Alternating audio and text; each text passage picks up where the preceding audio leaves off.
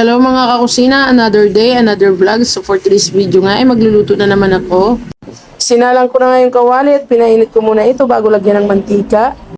Nung nailagay ko na nga yung mantika, pinainit ko lang din ito bago ako magisa. Nung mainit na nga yung mantika, nilagay ko na yung sibuyas, isinunod ko na din ilagay yung bawang. Nung nailagay ko na nga lahat, hinalo-halo ko lang ito hanggang sa maluto.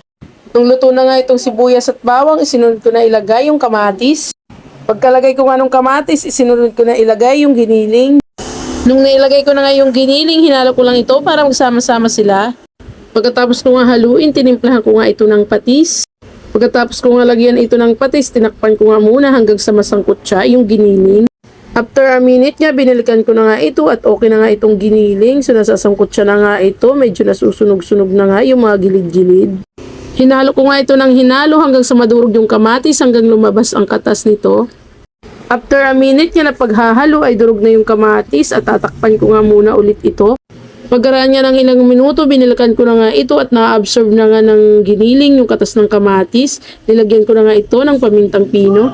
Pagkalagay ko nga ng paminta, hinalo ko nga lang ito ng hinalo hanggang sa magsama-sama sila.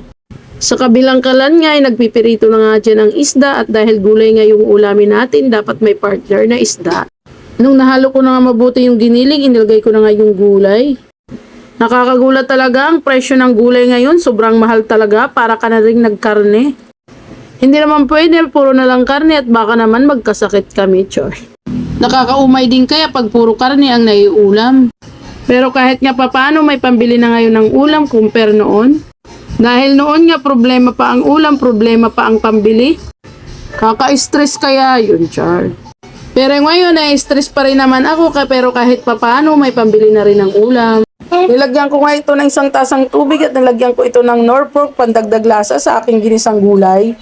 Dahil kumukulo na nga kaya binalikan ko nga ito at hinalo ko lang ulit. Nung pagkatapos ko ang mahalo, tinakpan ko nga lang ulit para maluto pa yung ibang gulay. After a minute nga, binalikan ko nga ulit para ilagay yung ampalaya. Pagkatapos ko nga mailagay yung ampalaya, hinalo ko lang ulit ito. Mas maganda nga sa ampalaya, hindi overcook, kaya hindi natin ito i-overcook. Hinalo ko nga ito ng hinalo para magsama-sama sila at luto na din naman ito. Dahil luto na ito mga kakusina, sana kayo din nakaluto na at nakakain na.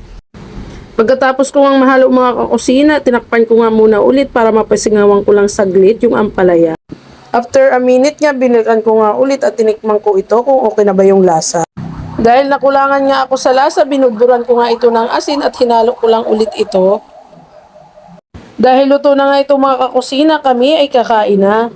Kaya mga kakusina, huwag kalimutang mag-share at mag-follow. Bye-bye! Salamat!